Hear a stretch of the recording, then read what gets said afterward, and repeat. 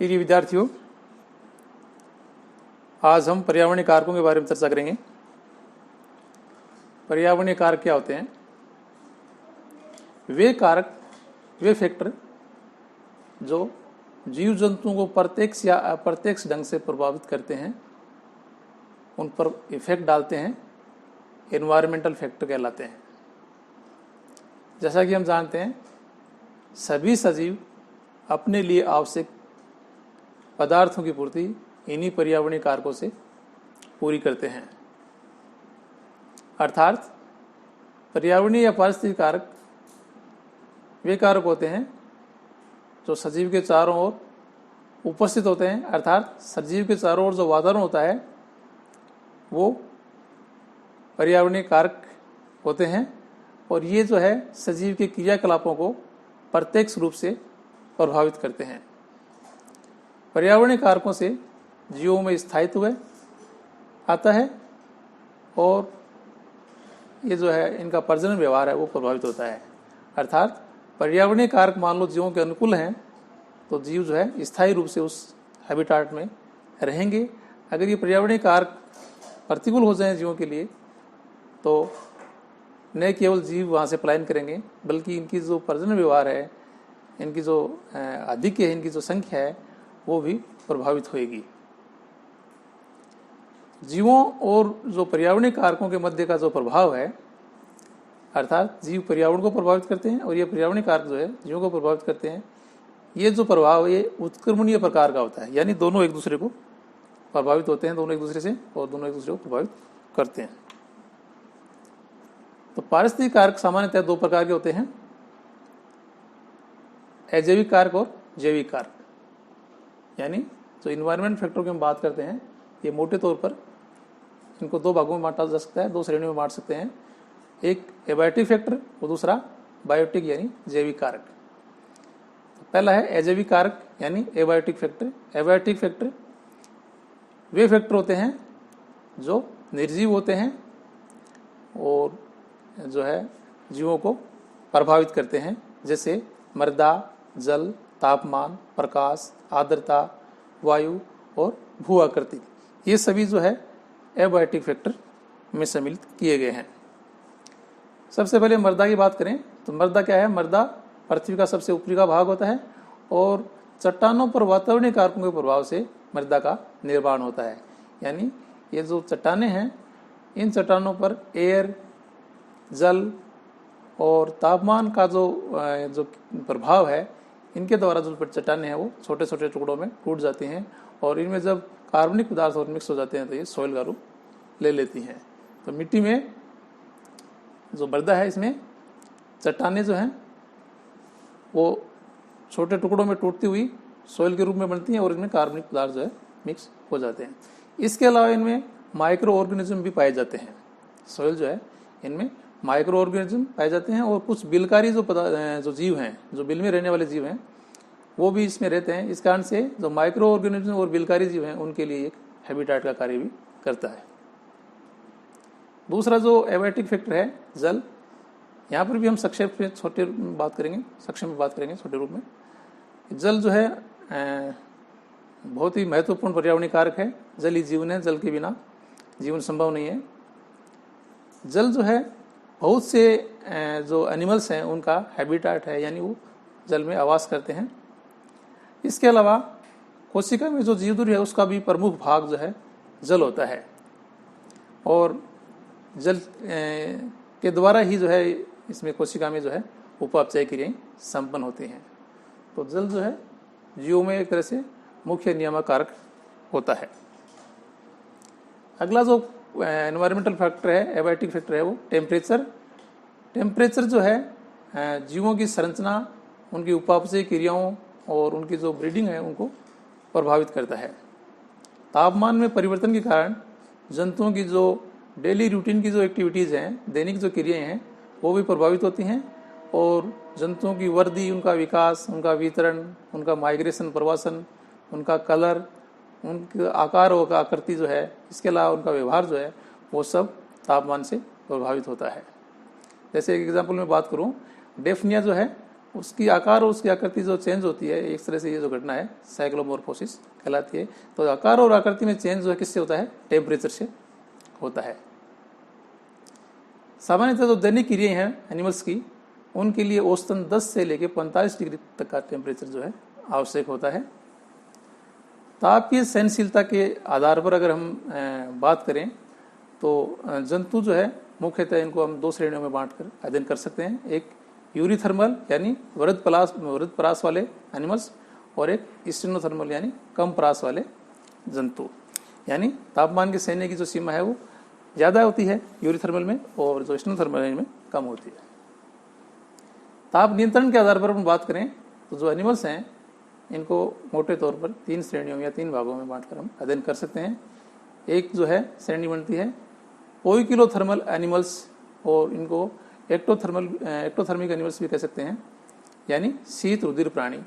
ये जो प्राणी हैं, ये जो जीव हैं, इनके बॉडी का जो टेम्परेचर है वो परिवर्तनशील होता है। बाहर का जो वातावरण है उनके अनुसार इनका चेंज होता रहता है। जिस तरह का वातावरण होता है उस हिसाब से ही हम बॉडी का टेम्परेचर चेंज करते हैं। दूसरे कुछ ऐसे जंतु होते हैं गर्म रुधिरधारी यानी होम्योथर्मल और एंडोथर्मिक एनिमल्स। इनका बॉडी का टेम्परेचर नियत होता है, फिक्स होता है। जैसे मनुष्य की बात करें या बर्ड्स की, ये जो है शीत रुधिरधारी गर्म रुधिरधारी जो है एनिमल होते हैं। इसके अलावा कुछ ऐसे जंतु भी होते हैं जो हीट्रोथर्मल श्रेणी में आते हैं, यानी विषम तापीय श्रेणी में। तो इनके जो बॉडी का टेम्परेचर है वो परिवर्तनशील भी होता है और नियत भी होता है। ऐसा इंसेक्ट्स में देखने को मिलता है कि जो इनिशियल स्टेज, लार्वल स्टेज में जो है बॉडी टेम्परेचर चेंजेबल होता है, और जब कई अडल्ट हो जाते हैं, इनमें से कुछ जो है अडल्ट हो जाते हैं कुछ स्पीसीज के जंतु, तो बॉडी टेम्परेचर फिक्स हो जाता है। तो इस तरह से हीट्रोथर्मल जो है श्रेणी है वो इंसेक्ट में देखने को मिलती है। हम बात करें प्रकाश की। प्रकाश भी एक महत्वपूर्ण क्लाइमेटिक फैक्टर है, और हम जानते हैं कि जो प्लांट्स में जो फोटोसिंथेसिस है वो प्रकाश से ही संभव है। प्रकाश या होना उसमें आवश्यक है, और वो जो फोटोसिंथेसिस प्रक्रिया उसके द्वारा जो है प्लांट्स भोजन बनाते हैं, और जो एनिमल्स हैं वो प्लांट्स पर निर्भर रहते हैं। इसके अलावा जो ध्रुवीय क्षेत्र हैं वहाँ पर भी प्रकाश की बड़ी महत्वपूर्ण भूमिका होती है। वहाँ एक तरह से लिमिटिंग फैक्टर काम करता है, भले ही वो थोड़े समय के लिए, लेकिन प्रकाश जो है वो आवश्यक होता है। आर्द्रता, ह्यूमिडिटी की बात करें तो वायुमंडल में जो जलवाष्प की उपस्थिति के आधार पर जो वायु नमी रहती है वो ह्यूमिडिटी होती है।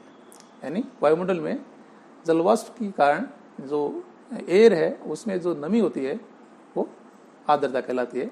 आर्द्रता का संबंध वाष्पोत्सर्जन यानी वाष्पोत्सर्जन से भी है, और कम आर्द्रता के कारण वाष्पोत्सर्जन जो है अधिक होता है।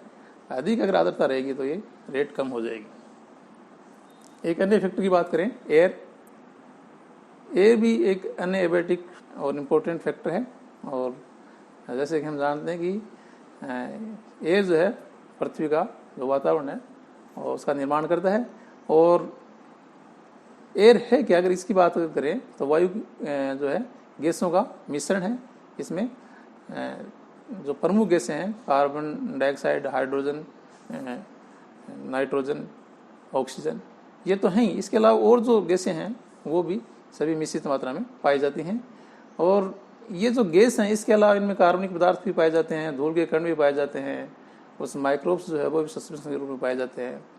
तो इस तरह से गैस जो है, गैसों का मिश्रण के अलावा इसमें कुछ माइक्रो ऑर्गेनिज्म और धूल के कण भी पाए जाते हैं। यहाँ पर ये भी अपन जानते हैं सभी की जो है वायु में जो है प्राणदायिनी गैस ऑक्सीजन मिलती है, जिसके कारण जो है पृथ्वी पर जो जीवन है वो फल फूल रहा है।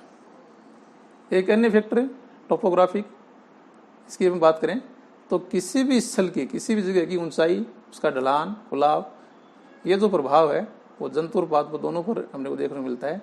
और इनका जो संबंध है का जो अध्ययन है हम अपन देखते हैं पर्यावरणीय कारक जो है वो इस तरह से इनका प्रभाव जो जंतुओं पर देखने को मिलता है। अगर अब बात करें अगले टॉपिक की, जैविक कारक, तो किसी भी जीव के विभिन्न जीवधारी एक दूसरे से आपस में संबंधित होते हैं, एक दूसरे को प्रभावित करते हैं। तो यहाँ पर हमने क्या बात की कि जो है जो इन पर्यावरणीय कारक हैं वो अजैविक कारक होते हैं और जैविक कारक। अजैविक कारक निर्जीव कारकों की बात हमने की थी, संक्षेप में की है, बहुत संक्षेप में। और जो जैविक कारक हैं वो जीव को किस तरह से प्रभावित करता है। तो जीव को जो प्रभावित करता है, तो एक ही प्रजाति के जीव आपस में एक दूसरे को किस तरह से प्रभावित करते हैं, या विभिन्न प्रजातियों के जो जीव हैं वो एक दूसरे को किस तरह से प्रभावित करते हैं, इनका जो अंतर संबंध है, इनका जो अध्ययन है वो अपन जैविक कारकों के अंतर्गत करते हैं। तो विभिन्न जीवधारी एक दूसरे को आपस में संबंधित होते हैं और इंटरेक्शन करते रहते हैं। तो ये जो इंटरेक्शन से अंतर जो क्रिया करते हैं वो मैंने अभी बताया कि इंटर स्पेसिफिक और इंट्रा स्पेसिफिक, यानी एक ही प्रजाति के मध्य या भिन्न प्रजातियों के मध्य। इंटर स्पेसिफिक मतलब भिन्न भिन्न प्रजातियों के मध्य अंतर क्रिया, और इंट्रा स्पेसिफिक का मतलब एक ही प्रजाति के जीवों के मध्य अंतर क्रिया। तो ये जो संबंध इनमें पाए जाते हैं ये इस तरह के संबंध होते हैं कि ये जैसे दो भिन्न भिन्न प्रजातियों के जीव या एक ही जीव की दो भिन्न सदस्य, अलग अलग सदस्य अगर साथ रह रहे हैं तो उनमें जो संबंध है वो दोनों जीवों के लिए लाभदायक भी हो सकता है, दोनों के लिए हानिकारक भी हो सकता है, उदासीन भी हो सकता है, या एक जीव प्रजाति के लिए एक जीव के लिए लाभदायक हो सकता है और दूसरे के लिए हानिकारक भी हो सकता है। इस आधार पर जीवों में पाए जाने वाले तंत्र संबंध जो है वो कई प्रकार के होते हैं। सबसे पहले हम बात करते हैं इंट्रा स्पेसिफिक रिलेशनशिप, यानी एक ही प्रजाति के सदस्यों के मध्य जो अपने को संबंध देखने को मिलता है वो किस तरह के हैं। एक तो सहजीवन के रूप में देखने को मिलता है, यानी एक ही प्रजाति के दो या दो से अधिक जीव जो है एक साथ रहते हैं तो दोनों को ही एक दूसरे से लाभ होता है। तो इस तरह का जो संबंध है वो सिम्बोसिस कहलाता है। दूसरा हम बात करें एंटागोनिज्म, प्रतिजीवी। इस तरह के संबंध में दोनों सदस्यों में से एक को हानि होती है, तो ये जो है एंटागोनिज्म कहलाता है। इंट्रा स्पेसिफिक रिलेशन, इसमें इंटर स्पेसिफिक यानी दो भिन्न प्रजातियों के मध्य पाए जाने वाले संबंध, ये इंटर स्पेसिफिक रिलेशन कहलाते हैं। जैसे न्यूट्रलिज्म, म्यूचुअलिज्म, कॉमन्सलिज्म और पैरासिटिज्म। कंपटीशन, प्रीडेशन और जो है इस तरह के जो संबंध होते हैं वो सामान्यतः इस श्रेणी में सम्मिलित किए गए हैं। सबसे पहले हम बात करते हैं कॉमर्शियलिज्म की, सहजीविता। इस प्रकार के संबंध में एक जीव को लाभ होता है जबकि दूसरे को न हानि होती है और नहीं लाभ होता है, दूसरा न्यूट्रल रहता है। तो इस तरह का संबंध जो है कॉमर्शियलिज्म में सम्मिलित किया गया है। दूसरा जो संबंध हम देखते हैं म्यूचुअलिज्म, जिसको सहभोजिता बोलते हैं। इस प्रकार के संबंध में दोनों जीवों को लाभ होता है, जैसे सीमन, एनीमोन और हेलमेट करे में जो है इस तरह का संबंध देखते हैं, दोनों को एक दूसरे को फायदा होता है। एक और है श्रेणी पैरासिटिज्म, जिसमें एक जीव दूसरे जीव पर आश्रित रहता है और उसे हानि पहुंचाता है। जैसे टिक्स ऑन डॉग होता है, उस पर जो टिक्स पाई जाती हैं तो उससे क्या है कि एक को नुकसान हो रहा है। इसी तरह से प्रेडेशन, इस प्रकार का जो संबंध है प्रेडेशन का, परभक्षण का, इसमें एक जीव दूसरे को पूरी तरह से भक्षण कर लेता है। जैसे हम देखते हैं कि जो है तालाबों में जो मछलियां हैं उसको जो है बियर खा लेता है, यानी उनका भक्षण हो गया एक तरह से। तो इसमें एक को फायदा हो रहा है, दूसरे को पूरी तरह से नुकसान हो रहा है। इस तरह का संबंध ये जो है परभक्षण कहलाता है। तो आज जो है हमने एबायोटिक और बायोटिक फैक्टर के बारे में संक्षिप्त में चर्चा की है। अगले वीडियो में